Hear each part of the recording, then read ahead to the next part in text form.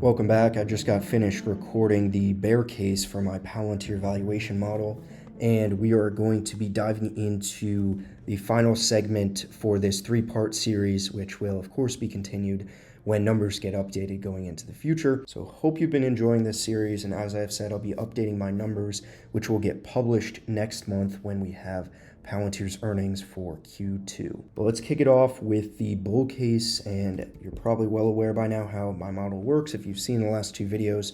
So if you are unaware, you can watch those two, but in this video I'm gonna just stick to my assumptions rather than explaining how all of the numbers fit together. So in the bull case, of course, we expect commercial to be going gangbusters and really firing on all cylinders for Palantir. And I think we could top out around the mid double digits in terms of almost nearly 50% growth towards the middle of this 5-year period. Once again, this is a 5-year model. Is 50% too much growth for Palantir's commercial? It would be definitely the bull case. That's why it's not the base case or the bear case, but I think that would be absolutely great to see from Palantir. I think it's possible. It's probably not likely in terms of being a majority probable outcome. That's why a likely outcome to Palantir at maybe 25%, but I probably have to think about what I would give this bull case in a breakdown. Could be possible, not as likely as the other two cases, and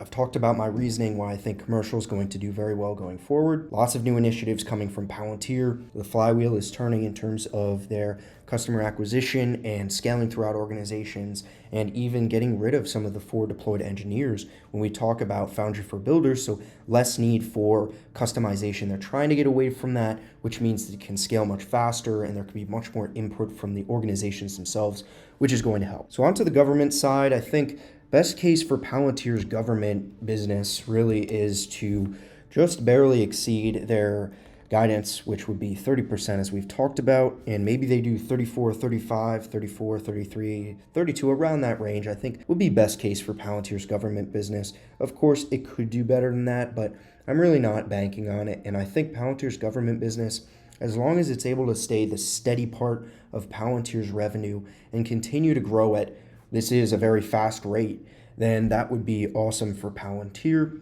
I think they have the runway to be able to do it, and we will see how things play out. But if we just scroll down and get an idea here for what that actually means for a growth rate, when we aggregate that together, probably looking at around 40% for these 5 years. Does that sound really high, especially on a 5-year, multi-year period? Yes, it does. But again, best case for Palantir, what's the best case? I'd say 40% revenue growth. That's why we said 30% for the bear case, 35% for the base case. This really aligns with my thinking on Palantir in general and all of the videos we've been doing over the past 2 years. I really think that is what's going to play out. Bear case could be a lot lower. A lot could go wrong, yes, I'll give you that. But in terms of what I'm expecting, it's that 30, 35, 40. And of course, my full model that's available for download in the description goes all the way through 2030, which you'll see some different numbers there. But we're talking about the relatively near future, 5 years. Can Palantir continue to put up numbers it's been putting up, continue to grow at an impressive rate? I think so. I think it is a possible outcome. So there you have it on my bull case expectations for revenue. And let's go on over to these key drivers, which we will then flip on over to the income statement. So it's important to get these settled. We've got the gross margin. Again, Palantir's been targeting 85% for a long-term gross margin. Maybe we could kick it up at a maximum to 86%, but I really think that might be stretching it, especially for that to happen. And we're at 78% right now, so it doesn't seem that far. But I think maybe 86% could be best case for Palantir in this 5-year period. And then I won't really touch the adjusted operating margin too much. Maybe I'll do the same thing and kick it up 1%. I think this is probably where I stand on those being achieved, and you could differ in your reasoning, but that's what I have right now. Okay, here we are on this income statement, historical figures for 2020 and 2021, my estimates for 2022 through 2026. And I just wanted to mention that the 2022 figures, I'm not focusing on these. So I expect these to be not entirely accurate in terms of we're going to end up seeing for the end of the year for 2022, because I haven't been focusing on this quarter-on-quarter time frame. I've been focusing more on year and long term. So don't look at these and figure these are my expectations for this year.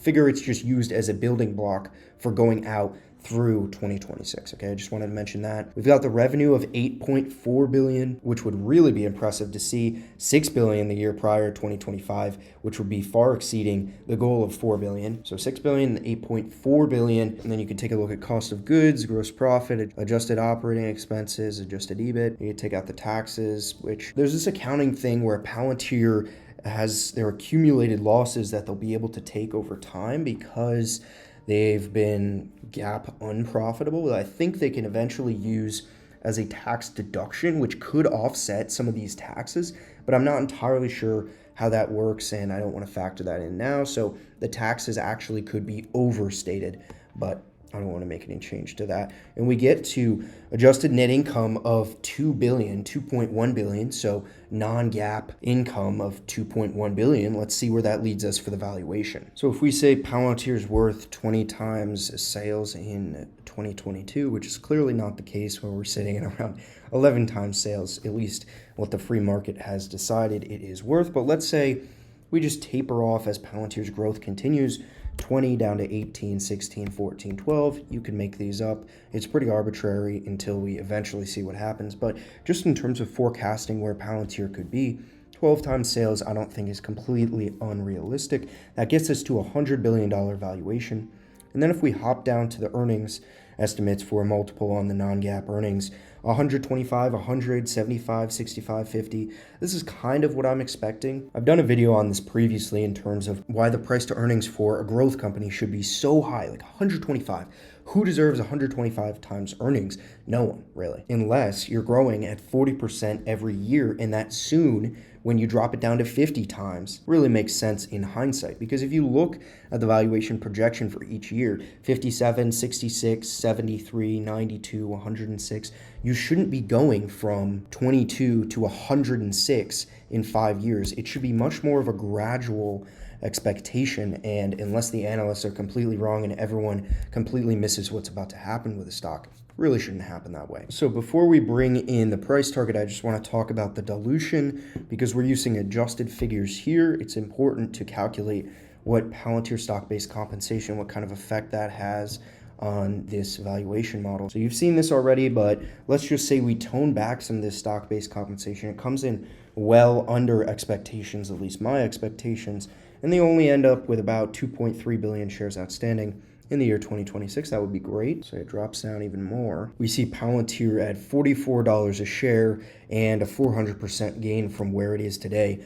400% in 5 years, definitely favorable in my eyes. But it's just important to recognize that I think maybe 55 times could be more reasonable in price to earnings. Like, I just want to show you that changing that figure could have a pretty big impact, especially if we do something similar for this, and we could say 15, 14, and all of a sudden we're at $50 a share. So if you want to see where I expect Palantir in the year 2030, it could be into the triple digits in the bull case. Again, find that in the description, but I really hope at least to explain where I come from when it comes to what my expectations are for Palantir. It's very sobering to run through the numbers, especially when we've seen the stock trading so much higher. It's easy not even to just get caught up in the hype, but to get caught up in relative pricing. You and I, retail investors, don't set the price of a stock, so it's easy to get caught up in, I'm going to buy this because I can't set the buy. I would love to buy it at $5, right? But it's trading at 15 or whatever it may be. So I want to get in on this company and I want to own it for the long run. So you might have gotten caught up buying Palantir at $45 when it could be worth $50 in 2026. It's really important that individual investors get educated in terms of what actually goes into stocks, especially when we're talking from a fundamental sense. Because I definitely thought Palantir in the bear case could have been much higher, or the base case and even the bull case could have been much higher than what the numbers actually came down to. So I think it's very important to get in the mindset of not overpaying and finding the right price, because pricing is really everything. So once again, I hope this has been helpful. Please leave your thoughts in the comments. I will be continuing to update all of you on what I am thinking. Hopefully we can crowdsource some ideas here from the community on how to improve this analysis. So let me know and I will catch you in the next video. Until next time.